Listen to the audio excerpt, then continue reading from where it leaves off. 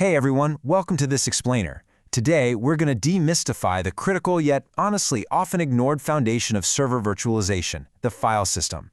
Look, if you manage virtual machines, you already know just how crucial performance, integrity, and recoverability are. But today, we're diving into the hidden architecture that actually makes all of that possible. So, ask yourself, what is the absolutely hardest working, most unappreciated layer in your entire IT stack? I mean, you might immediately think about the hypervisor, right? Or the CPU scheduling, or maybe those incredibly expensive network switches. But the real unsung hero? It's sitting right beneath all of that. It's the file system, quietly reading and writing literally every single byte of every virtual machine's disk, snapshot, and configuration file. It really helps to think of the file system as the city planner of your storage metropolis. It's the system deciding exactly how land, or in this case disk space, gets divided up into plots. It dictates where your virtual machines get constructed. And just like in a real city, bad planning leads to urban sprawl, massive traffic jams in your I/O, and eventually data corruption. But a good plan? Well, that supports rapid growth, keeps the data traffic flowing smoothly, and ensures your city thrives even when an unexpected disaster hits. Okay, let's take a quick look at our roadmap for navigating the storage metropolis today. We'll start with the city planner of storage, move on to the big generalist players, then purpose-built and HCI platforms. After that, we'll tackle the silent data killer, look at choosing your ideal file system, and finally wrap up with the future of storage. All right, let's jump right into Section 1, the city planner of storage, the core vocabulary. Before we get too deep, we need to understand a fundamental building code, and that's copy on write, or COW. Now, this is a massive paradigm shift. Instead of overriding existing data right in place, copy on write writes modified data to a completely new location and then simply updates the pointer. Why does this matter so much for you? Because it enables instant, practically zero-cost snapshots. You're just saving the pointer state, which saves a huge amount of time and space when you're taking VM checkpoints. Another really critical concept is the extent. Since virtual disks are massive files, we're talking sometimes dozens of terabytes, using extents allows the system to manage them in large, contiguous chunks. This is so much more efficient than tracking millions of tiny individual 4-kilobyte blocks. It dramatically reduces fragmentation and significantly speeds up large file I/O operations, which is exactly what your virtual disk files crave. Moving right along to Section 2, the big generalist players, from Windows to Linux. So, when we look at the Windows ecosystems, NTFS is your reliable legacy workhorse. It has universal compatibility, sure, but it completely lacks native copy on write. But then you look at Refs, and it absolutely changes the game for Hyper-V. By using a feature called block cloning, Refs can create a new file that shares physical blocks with an existing file without actually copying the underlying data. So VM checkpoints and template deployments go from taking minutes to completing in mere milliseconds. It's wild. Now over in the Linux district, we see a very similar evolution. X4 is incredibly mature, universally understood, and it's the default for Ubuntu and Debian KVM hosts. But under highly concurrent multi-VM workloads, it can definitely become a bottleneck. Enter XFS, which is the default for Red Hat. XFS brings unparalleled multi-VM concurrent performance, and that's thanks to independent allocation groups that allow parallel reading and writing without locking up the entire system. And then we have ZFS, which is widely considered the open source gold standard. What's brilliant here is how it collapses the traditional storage stack. Instead of managing separate hardware RAID, volume managers, and file systems, ZFS integrates the whole shebang into a self-healing pool.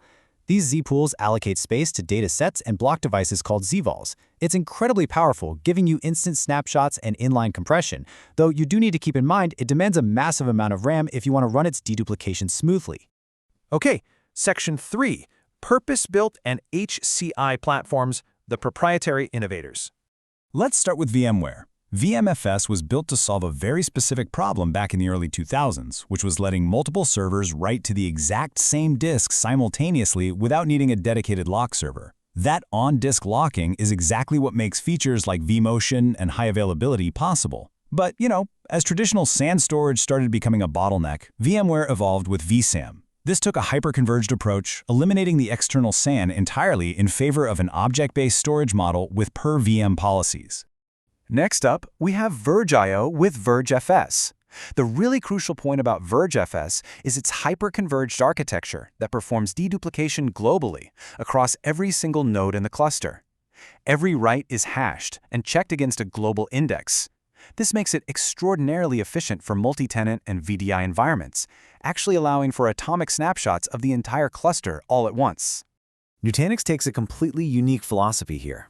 Instead of relying on a single file system, they place a controller VM or CVM on every single node.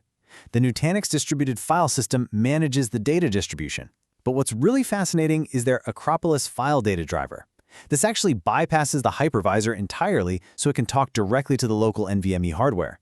This gives you bare metal-like latency and consistent performance, regardless of which hypervisor you're running on top of it. Also, they use RF2 and RF3 replication instead of traditional RAID. When we look at storage efficiency across these platforms, raw NTFS or XFS essentially set our 1.0x baseline. Modern systems definitely push those limits. REFS and ZFS give you a really nice bump in efficiency, but purpose-built HCI platforms like VirtualizFS and Nutanix, they can squeeze up to 8 times more virtual machines into the exact same physical hardware. And they do that through really aggressive inline deduplication, compression, and global data management. Moving on to Section 4, the silent data killer, bit rot. I want you to really think about this quote. Silent data corruption occurs when data stored on disk changes value due to hardware faults without any error being reported to the application or file system. Just imagine that for a second.